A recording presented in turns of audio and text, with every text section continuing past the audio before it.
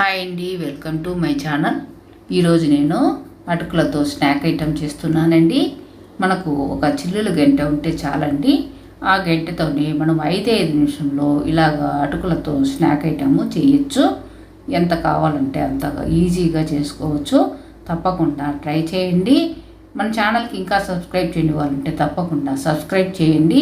Video చూసినాక like చేయటం మర్చిపోకండి.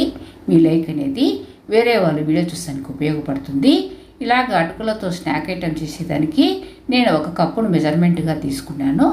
నేను 4 కప్పులు దలసరి అటుకులను తీసుకునేసి ఈ చిల్లుల గంటెతోనే నేను జల్లి పట్టుకునేసి ఈ వెడల్పాటి బేషన్లో వేసుకున్నానండి. అది ఇక్కడ నేను చూపించలేదు.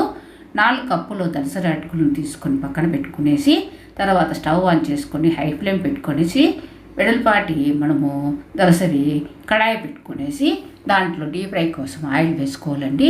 ఆయిల్ అంతా హీట్ ఎక్కిన తర్వాత మనము ఈ చిల్లుల గంటను ఆయిల్లో పెట్టుకునేసి కొద్దిగా అటుకులను వేసుకుంటూ ఇలాగా డీప్ ఫ్రై చేసుకోవాలి.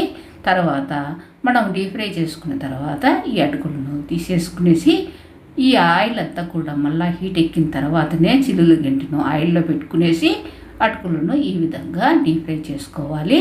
అలాగా 4 కప్పుల అటుకులనంతా కూడా నేను చేసుకునేసి తర్వాత మనము 4 కప్పులు అటుకులు తీసుకున్నప్పుడు అదే కప్పుతో 1 కప్పు పల్లీలు, 1/2 కప్పు పుట్నాల పప్పు, 2 వెల్లుల్లి తీసుకున్నానండి. వాటిని కచ్చాపచ్చాగా దంచుకునేసి మొత్తము మనము వెల్లుల్లి దెబ్బలు అనేది ఒక 25 వరకు తీసుకోవాలండి. మనము అప్పటికప్పుడు దంచి తీసుకునేసి పక్కన పెట్టుకోవాలి.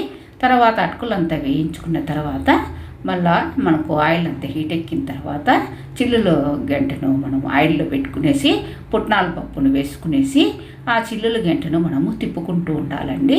హై ఫ్లేమ్ టు మీడియం ఫ్లేమ్కి చేంజ్ చేసుకునేసి మనకు పుట్నాల పప్పు అంతా కూడా బాగా వేగినాయి అంటే కలర్ అనేది చేంజ్ అవుతాయి. ఇలాగా కలర్ చేంజ్ అయిన తర్వాత మనము వేయించిన అటుకుల్లోనే మనం పుట్నాల పప్పును కూడా వేసుకోవాలి.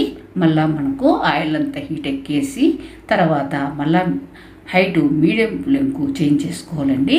మీడియం ఫ్లేమ్కు చేంజ్ చేసుకునేసి చిల్లుల గంటను ఆయిల్లో పెట్టుకునేసి పల్లీలను కూడా వేసుకోవాలండి.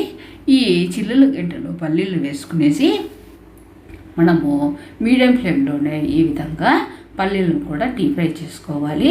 పల్లీలను డీప్ ఫ్రై చేసుకున్న తర్వాత మనము ఈ అటుకుల్లో వేసేసుకునేసి తర్వాత మనం కరివేపాకు, వెల్లుల్లి రెబ్బలు వాటిని కూడా వేసుకోవాలండి. ఈ ఆయిల్లోనే మనము వేసుకోవచ్చు. లేదంటే మనం డైరెక్ట్గా కానీ మనము ఈ కరివేపాకు, వెల్లుల్లి రెబ్బలను వేసుకునేసి కారం అనేది 2 స్పూన్లు, టేస్ట్ తగ్గట్టుగా సాల్ట్, 1/2 స్పూను జీలకర్ర పొడి, 1/2 స్పూను పసుపు వేసుకునేసి అటుకులనంతా బాగా కలుపుకునేసి చల్లారిన తర్వాత 88 కంటైనర్లో పెట్టుకుంటే 15 డేస్ వరకు స్టోరేజ్ చేసుకోవచ్చండి. 5 నిమిషంలో చేయొచ్చు. తప్పకుండా ట్రై చేయండి.